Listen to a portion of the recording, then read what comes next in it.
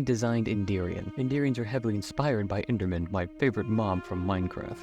I did change enough to hopefully not get copyrighted. I wanted to design Indirians with the thought in mind that they evolved in a differing dimension, but I figured having them being humanoid would be too unrealistic without a sort of shared ancestor species with humans. This allowed me to make some interesting design choices while keeping consistency with any sort of real biological creature. But I had to answer several questions, one of them being how they got to this dimension they call Ajuran. This was solved when I realized that there are many other species that were humanoid in nature, and I had to solve them all at the same time too.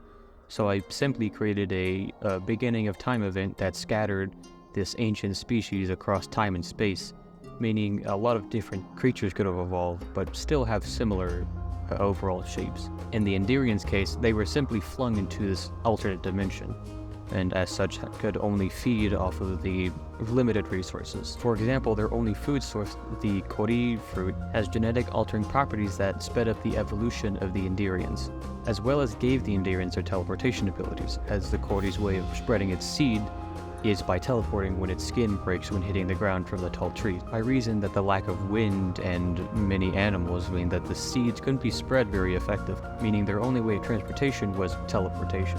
This bled into the Indirians' evolution system, as the constant consuming of these kori fruit made them able to both resist the genetic modifications and become teleporting themselves. Their design is also inspired by how they would even acquire this fruit. The kori trees are incredibly tall, so I gave them digitigrade legs and long arms to help reach the tall fruits. I also gave them incredibly strong jaws to help break open the tough kori fruits. With no water in the dimension, they also didn't have a way to drink. The only liquid they could drink was the nectar from the kori fruit flowers. So, to respond to this, I gave the Indirians long straw-like tongues, similar to a hummingbird, so that they could drink the nectar more effectively.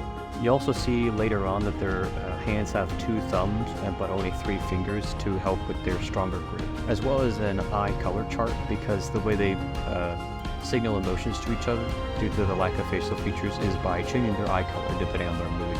As you can see, I've been designing these clothes system. I'd imagine that because of the temperate climate and the lack of any sort of changing weather conditions meant that there wasn't really a need for clothes to keep warm. As such, I sort of designed clothes very loosely and to more signify position of work or status.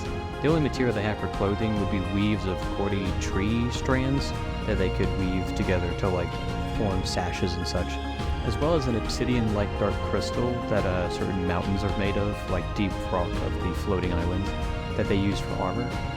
But when enchanted or manipulated by magic, which is one of the only ways they could, it would turn sort of like this darkest purple as you see on their armor. You see this most notably on the Dragon Touched, who has even 2 different coloring of armor on their armor, because certain amounts were changed more, and also just kind of stylized like that as well. On the topic of the Dragon Touched, they are a very important soldier, kind of. They're chosen by the monarch of Ajuran, whoever that is at the time, and they're used as very powerful warriors that are blessed by a draconic god of some kind. It doesn't really matter which one, they seem to just... it has to be just draconic in nature. This grants them incredible power, but as such their only command is taken from the monarch. They're sent in to quell large rebellions or stop stalemates in wars, sometimes mostly completing them, but usually at the cost of their own life, and very rarely do they ever survive. I know this is kind of a rant video, but I wanted to explain a little bit what's going on with the design rather than just show you and have you guess.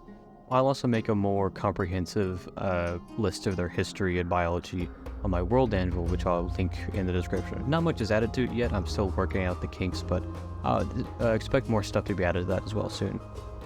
Thanks for watching, and I'll catch you in the next one.